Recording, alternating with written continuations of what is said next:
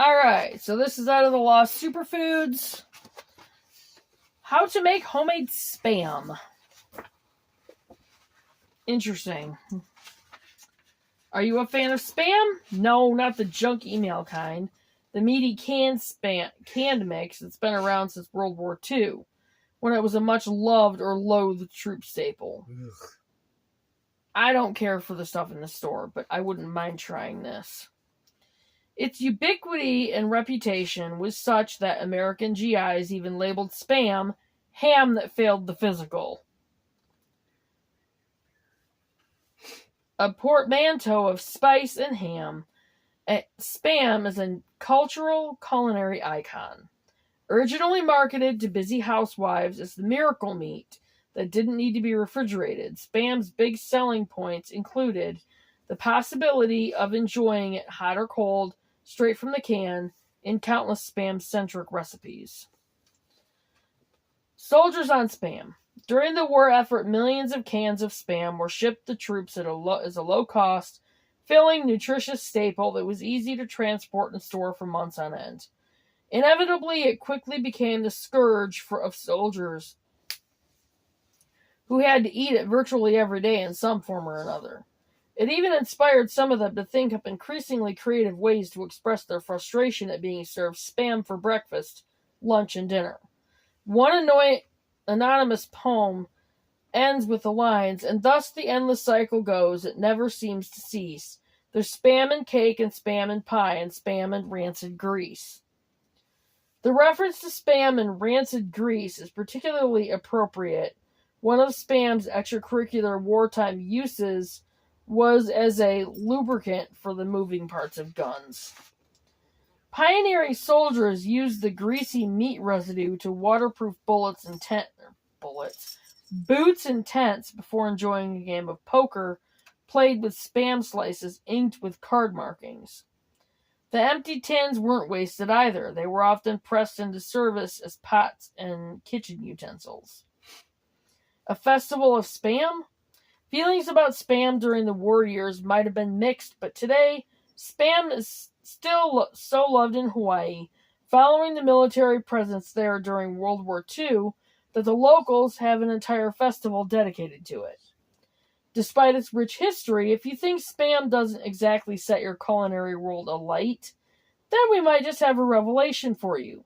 Try the homemade version. Homemade Spam is tender and delicious and can form the basis of countless sandwiches and meals. The ingredients are few, the method is easy with no specialist equipment required, and the results are seriously mouthwatering. Serve up some nostalgia with a few slices fried up with eggs or in a grilled cheese spamwich, or go a little fancy with stir-fried chopped Spam with Chinese rice or noodles. Here's how to get some homemade Spam into your life. Ingredients: 5 pounds of pork shoulder, 1 pound of ham, 2 tablespoons plus 1 teaspoon of Tender Quick. Order this online if your local store doesn't stock it.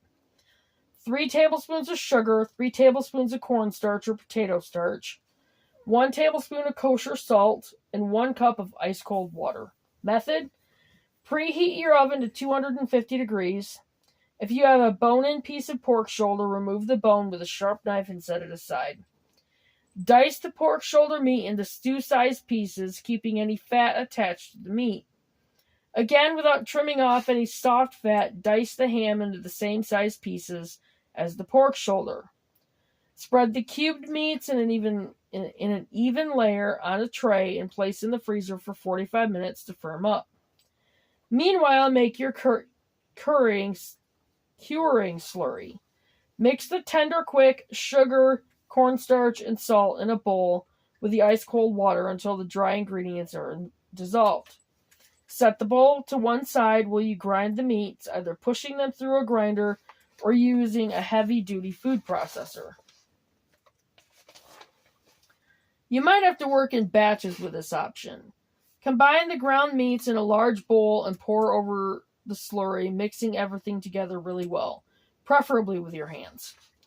Once everything is thoroughly mixed, press the mixture into a bread pan and securely double wrap the pan with aluminum foil.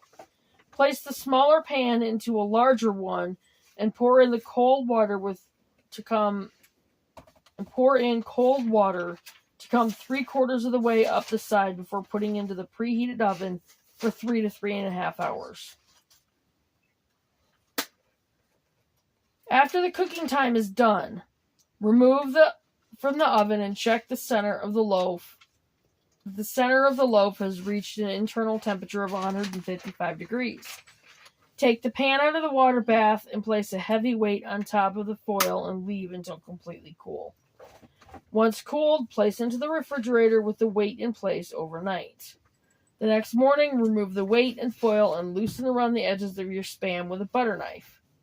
Slide out onto a plate and slice. What you'll notice immediately is the rich, delicious, savory jelly that surrounds the meat. If you can resist eating your homemade Spam right away, store it in the refrigerator for up to 5 days or freeze in parchment paper wrapped slices. The juicy, tender, meaty texture and that appetizing jelly is a killer combination that guarantees the first time you make homemade Spam is never the last. For a longer shelf life, Spam can also be canned. And that was how to make homemade Spam. Interesting. Very interesting.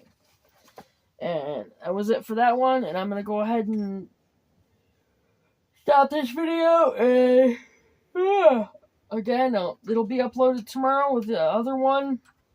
Because I probably will upload one tonight. Maybe. I don't know.